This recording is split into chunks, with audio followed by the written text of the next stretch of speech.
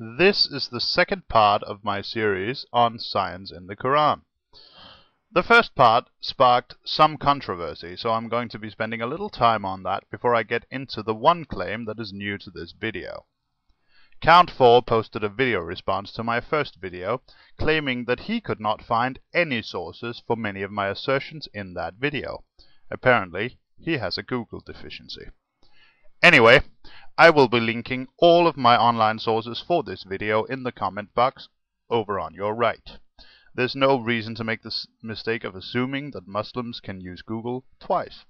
Note that some of these sources are Christian and specifically anti-Muslim, while others are general science articles. For the ones that are specifically anti-Muslim, I urge you to take this into account while reading. As for the Quran, as always, I will be quoting mainly the Pickthall translation, which you can find in full with notes at the Skeptic's Annotated Quran. I'll post a link to that in the video description as well. So, let's get cracking. In my previous video, I mentioned Aristotle and how he used the fact that the moon reflects sunlight to prove that the Earth was a sphere, a ball, as it were.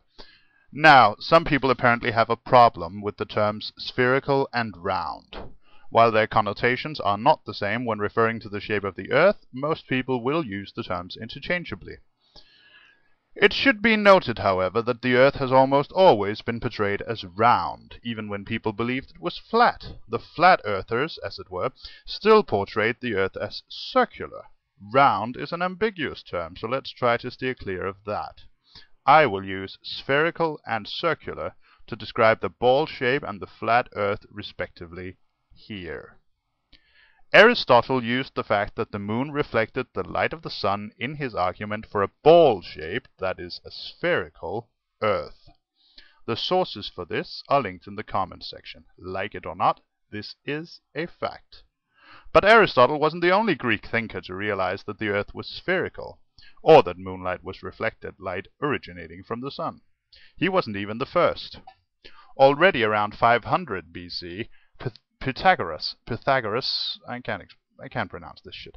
Anyway, the guy with the triangles proposed a spherical Earth. 240 BC, the Greek mathematician Eratosthenes not only concluded the Earth was spherical, but also estimated its circumference to a high degree of accuracy. Now, to get back to the reflected light of the moon, a philosopher called Anaxagoras was imprisoned in 450 BC in Athens for claiming the moon reflected the light of the sun. 1100 years before Mohammed's first revelation, ladies and gentlemen. This later became less controversial, and several Greek philosophers and mathematicians, including Aristotle, used it in their arguments for their astronomical models. Next up, the Big Bang. The verse I quoted was Surah 21, Ayah 30. Another one apparently used for this purpose is 51:47, which says, "We have built the heaven with might, and we it is who make the vast extent thereof."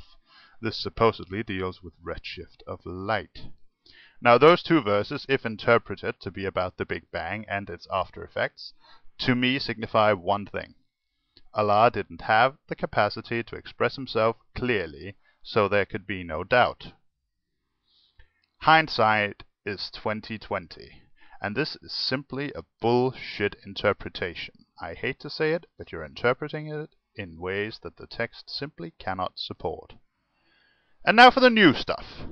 A lot of Muslims responding to my original video said, well, if Mohammed copied all this stuff from Greek philosophers, why didn't he copy some of the things they got wrong as well?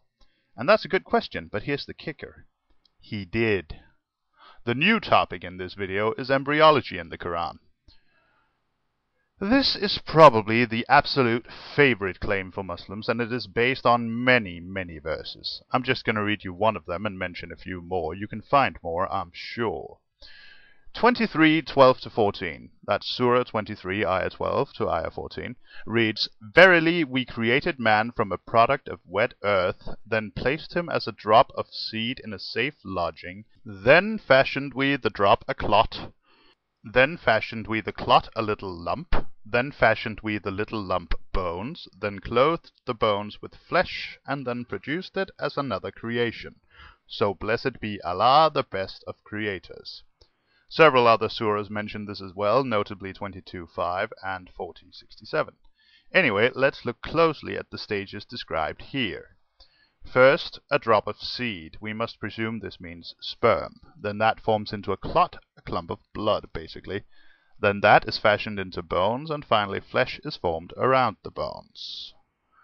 First of all, this is obviously wrong. It mentions nothing about the female contribution of the egg cell, and the bones are not formed before the flesh around them, but are actually formed within the flesh. So where did Mohammed get this? The answer shouldn't surprise anyone who's been keeping up. He got it from the Greeks.